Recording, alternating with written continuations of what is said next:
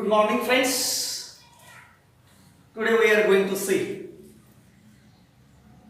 the journal entries related to dissolution of partnership firm. When we are going to see the journal entries, we have required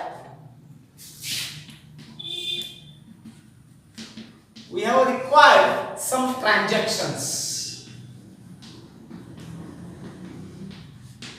Without the transaction, we can't prepare any journal entry. So, in dissolution, which transactions occurs? Today we are going to see which transactions occurs when the firm is going to dissolve.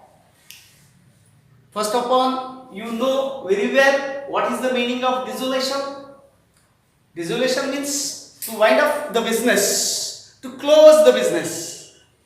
When we are going to close the business, firstly, we have to pay our liabilities. When we are going to close our business, firstly, we have to pay our liabilities. And for that reason, for the payment of liability, we require some cash or some money. How can the firm raise the money to pay the liabilities? It is the most thing in dissolution, and that is the main transaction in dissolution. मित्रांनो, आज आपण डिसोल्युशनच्या journal entry अभ्यासणार आहोत आणि journal entry अभ्यासत असताना कोणतीही journal entry जर करायची असेल तर आपल्याला ट्रान्झॅक्शन माहित असणं गरजेचं आहे. ट्रान्झॅक्शन माहित नसेल तर त्या ट्रान्झॅक्शन मधले आपण अकाउंट प्रकार ओळखू शकत नाही. त्या प्रकार ओळखता न आल्यामुळे आपल्याला त्यांचा नियम लावता येत नाही, कोणतीही एंट्री आपण करू शकत नाही. म्हणून आपल्याला ट्रान्झॅक्शन माहित असणं गरजेचं आहे. आणि हे ट्रान्झॅक्शन कोणते होऊ शकतात डिसोल्युशन मध्ये, तो भाग आज आपण प्रथम पाहणार आहोत.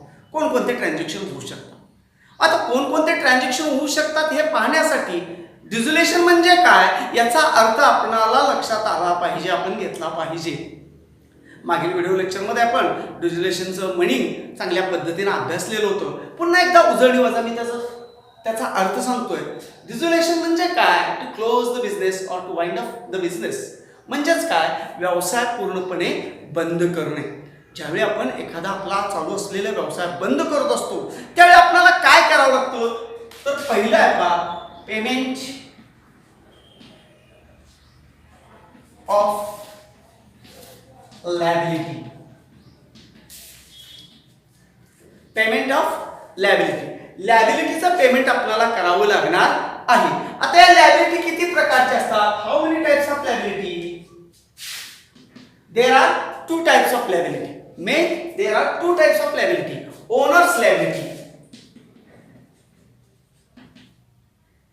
Owners liability. ओनर्स म्हणजे मालक. व्यवसायाचे जे मालक आहेत त्यांना व्यवसायाने जे काय देणं लागतं ती ओनर्स लायबिलिटी आली. आणि दुसरा आहे थर्ड पार्टी लायबिलिटी.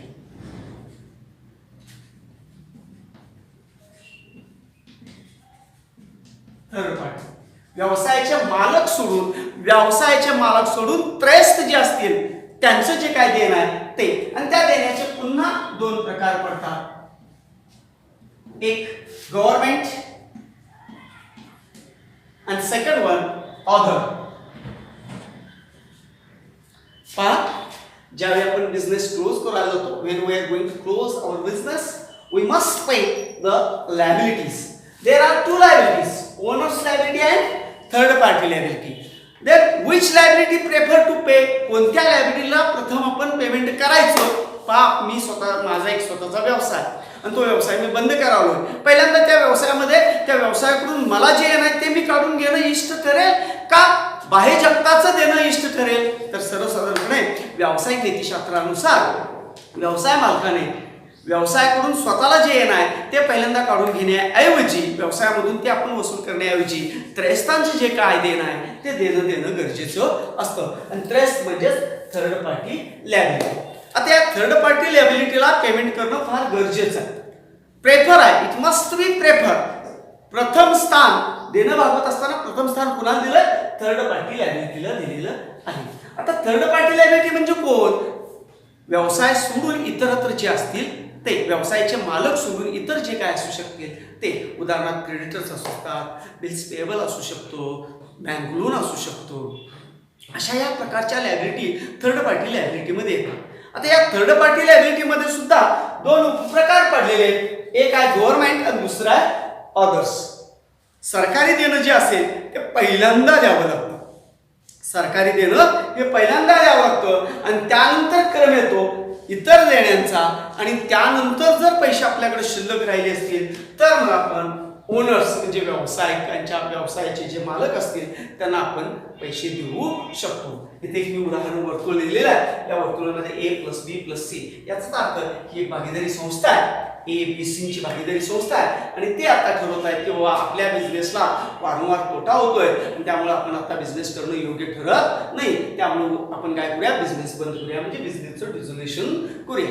मग ते डिझोल्युशन करत असताना त्याला काय करावं लागणार, पहिला प्रश्न काय येणार आहे की बाबा आपलं देणं किती आहे, मग आम्हाला किती मिळणार आहे, आमचे किती पैसे गुंतलेले होते, त्रयस्थांचे पैसे किती द्यावे लागणार आहेत, त्याचा पहिला शोध त्याने घ्यायला पाहिजे. म्हणून लायबिलिटीचं पेमेंट पहिल्यांदा करणं गरजेचं आहे. मग अशा लायबिलिटीचं पेमेंट करायचं असेल, संस्था बंद केव्हा व्हायला लागल्या, वारंवार तोटा होत असेल तर संस्था बंद होते, व्यवसाय बंद होत असतो, पार्टनरशिप बंद होत असते. मग वारंवार तोटा व्हायला लागल्या म्हटल्यानंतर त्यांच्याजवळ लॅक ऑफ कॅश होऊ शकतं, म्हणजे पैशाची कमतरता असू शकते, भांडवलाची कमतरता असू शकते. मग त्यांच्याजवळ पैसाच उपलब्ध नाही आहे तर ते पेमेंट कसं करणार आहेत, हा एक मोठा प्रश्न आहे. या पेमेंट करण्यासाठी दुसरं ट्रान्झॅक्शन यामध्ये येतं, ते म्हणजे त्यांच्याजवळची काय मालमत्ता असेल, म्हणजे त्याला अकाउंटन्सी मध्ये आपण काय म्हणतो, असेट्स. त्यांचे जे काय असेट्स असतील त्या असेट ओपन मार्केटमध्ये काय केले पाहिजे, ते विकल्या पाहिजे. म्हणजेच रिलायझेशन ऑफ असेट. असेट्स काय केलं पाहिजे, रिलायझेशन. असेट्सचं रिलायझेशन करणे म्हणजे to sold the asset, sold the asset into open market. Or in other words, what is the meaning of realization?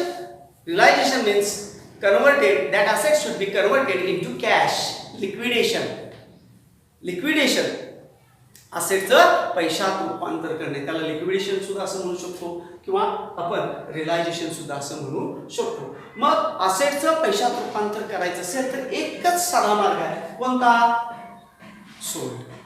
ते असेट काय केले पाहिजेत, विकले पाहिजे. मग असे असेट विकून जे काय पैसे येतील त्या मिळालेल्या पैशामधून पहिल्यांदा गव्हर्नमेंटचं देणं भागवायचं, गव्हर्नमेंट लायबिलिटीज पेड करायच्या, त्यानंतर अदर लायबिलिटीज पेड करायच्या, आणि यदा कदाचित काही पैसे शिल्लक राहिले असतील तर ओनर्स लायबिलिटी म्हणून या व्यवसायाच्या मालकांना पण पैसे देऊ शकतो.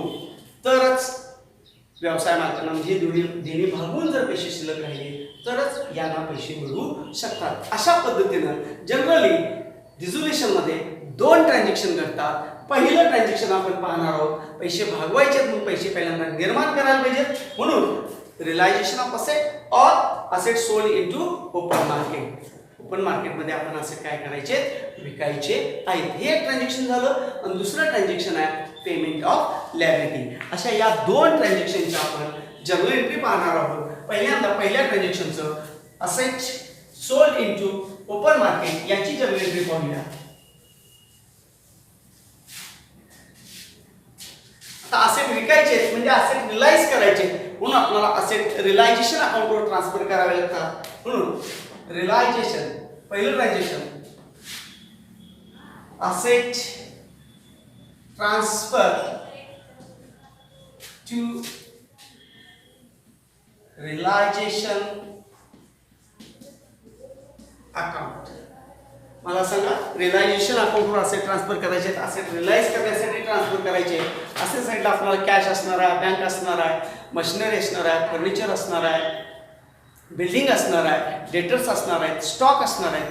कॅशचं कॅशमध्ये रूपांतर होऊ शकतं का? नाही, कॅशचं रूपांतर कॅशमध्ये करायची गरज नाही. It is already transfer. तो कॅशच आहे, त्यामुळे कॅश अकाउंट ट्रान्सफर करायचं नाही. अदर कॅश और बँक अकाउंट ट्रान्सफर करायचा नाही आहे. अदर जे असेट असतील ते सर्व असेट आपल्याला या ठिकाणी ट्रान्सफर करायचे आहेत. याची जर्नल एंट्री, पहिली जर्नल एंट्री अशी होते, रिलायझेशन अकाउंट डेबिट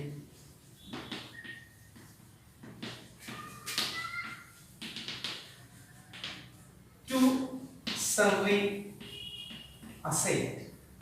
आता हे असेट ट्रान्सफर करत असताना जर बॅलन्स शीटला डेटरचा बॅलन्स इनरला दिला असेल आणि त्यामधून आरडीडी लेस सांगितलं असेल तर आरडीडी लेस करण्यापूर्वीची जी अमाऊंट असेल ती रिलायझेशन अकाउंटला घ्यायची, म्हणजे डेटरची इनरची अमाऊंट या ठिकाणी घ्यायची आहे आपल्याला, आउटरची अमाऊंट घ्यायची नाही. डेटर्समधून आरडीडी वजा करण्यापूर्वीची जी अमाऊंट असेल ती अमाऊंट या ठिकाणी घ्यायची आहे. मुलांच्याकडून इथं ही चूक होण्याची शक्यता असते. मी इथं मॉडेल एंट्री असल्या कारणानं सगळे असेट लिहिलंय. तुम्हाला मात्र इथं क्रमानं बॅलन्स शीटला जे जे असेट दिले असतील त्या असेटची नावं लिहावी लागतील एक्सेप्ट कॅश. कॅश और बँकचा बॅलन्स सोडून जे काय असेट असतील त्यांची इथं क्रमवारी यादी लिहावी लागेल. उदाहरणार्थ machinery, to building, to stock, to investment, to debtors, अशा पद्धतीने हे लिहावं लागेल. याचं नॅरेशन येतं being asset transfer on realisation account. Asset आम्ही रिलाइज करण्यासाठी रिलायझेशन अकाउंटवर ट्रान्सफर केलेले आहे. आता हे असेट ट्रान्सफर झाल्यानंतर दुसरं ट्रान्झॅक्शन, जसं असेट आपण रिलायझेशन अकाउंटवर ट्रान्सफर केलं तसं लॅबिलिटी सुद्धा ट्रान्सफर करावं लागतात. म्हणून दुसरं transaction liability transfer to realisation account. आपण लॅबिलिटी ट्रान्सफर करणार आहोत. पहिल्यांदा हा रिलायझेशन अकाउंट डेबिट का झाला, सगळे असेट क्रेडिट का झाले, ही एंट्री पहिल्यांदा समजून घ्या. पहा, असेट हे बॅलन्स शीटच्या असेट साईडला असतात. बिल्डिंग, मशिनरी, फर्निचर, स्टॉक हे सर्व असेट बॅलन्स शीटच्या असेट साईडला असतात. आणि तुम्हाला ट्रायल बॅलन्स आपण पाहत असताना each and every real account have a debit balance. Each and every account real account have a debit balance. आपण हा भाग पाहिलेला आहे, आपण शिकलेलो आहोत. प्रत्येक रिअल अकाउंटचा बॅलन्स हा डेबिटच असतो. आता ते डेबिट आहे, ट्रान्सफर करायचं आहे, एका घरातून दुसऱ्या घरात पाठवायचं आहे, ते डेबिट होतं. आता त्याचं ट्रान्सफरेशन करायचं, दुसरीकडे पाठवायचं आहे. मग त्या अकाउंटन्सी मध्ये दोनच घर आहेत, एक डेबिट आहे आणि दुसरं क्रेडिट आहे. त्यामुळं डेबिटच्या घरामधून त्याला ट्रान्सफर करायला लागलोय आपण. डेबिटच्या घरामधून ट्रान्सफर करायला लागलोय. कोणत्या घरात जाणार, तो क्रेडिटच्या घरात जाणार. म्हणून असेट सगळे आपण काय केले, ट्रान्सफर केले. In other words we are going to close our books. Close, आपण आपला बिझनेस काय करतोय, बंद करतोय. मग आमचा बिझनेस बंद करायचा म्हटल्यानंतर त्या ठिकाणी कोणता बॅलन्स ठेवून चालेल का, कोणताही बॅलन्स ठेवायचा नाहीये. मग डेबिट असलेला बॅलन्स घालवायचा असेल तर काय केला पाहिजे, आपल्याला तो क्रेडिट केला पाहिजे. आणि क्रेडिट असलेला बॅलन्स घालवायचा असेल तर तो काय केला पाहिजे, डेबिट केला पाहिजे. रेक्टिफिकेशन ऑफ एरर्स मध्ये आपण या पद्धतीने शिकलेलो आहोत. त्यामुळं सनरी असेट्स, सर्व असेटचा बॅलन्स डेबिट असतो, तो घालवायचा आहे, ट्रान्सफर करायचा आहे, बंद करायचा आहे. म्हणून त्याला काय केलं, क्रेडिट केलं. आणि रिलायझेशन अकाउंट काय झाला, आपला डेबिट झाला. आता दुसरी एंट्री आपण पाहतोय लॅबिलिटी ट्रान्सफर. आता प्रत्येक लॅबिलिटीचा बॅलन्स हा क्रेडिट असतो. प्रत्येक लॅबिलिटीचा बॅलन्स काय असतो, क्रेडिट असतो. आणि now we are going to transfer it. आपण काय करावं, आता त्याला ट्रान्सफर करावं. क्रेडिट असलेला बॅलन्स ट्रान्सफर करणार म्हणजे आपण दुसऱ्या घरात पाठवणार. कोणत्या घरात, डेबिटच्या घरात. म्हणून सनरी लॅबिलिटी अकाउंट डेबिट. हा, मगाशी मी सांगताना सांगितलं होतं इथं डेटर्स, टू डेटर्स घ्यायचा आहे. पण टू डेटर्स घेत असताना इथची अमाऊंट कोणती घ्यायची आहे, आरडीडी वजा करण्यापूर्वीची. मग आता आरडीडीची अमाऊंट नोंदवायची राहिली आपली, आणि त्या आरडीडीची अमाऊंट आपल्याला या एंट्रीमध्ये घ्यावी लागणार आहे. RDD account debit to realisation. अशा पद्धतीनं लॅबिलिटी ट्रान्सफरची सुद्धा आपल्याला एंट्री करावी लागेल. आणि याचं नॅरेशन येणार being sundry liability transfer on realisation account.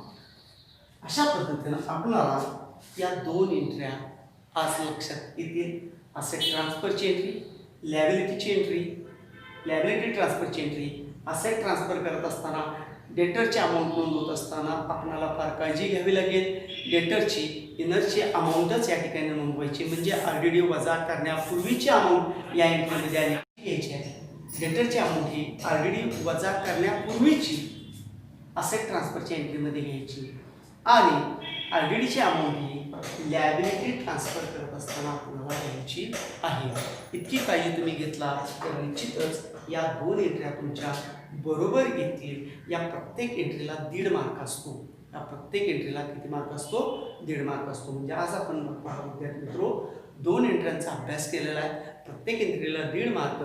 या नियमानं आपण आज 3 मार्काचा अभ्यासक्रम पूर्ण केलेला आहोत. उद्याच्या व्हिडिओ लेक्चरमध्ये आपण या टॉपिकमध्ये किंवा डिझोल्युशनच्या इतर राहिलेल्या जर्नल एंट्रीचा अभ्यास करूया. धन्यवाद.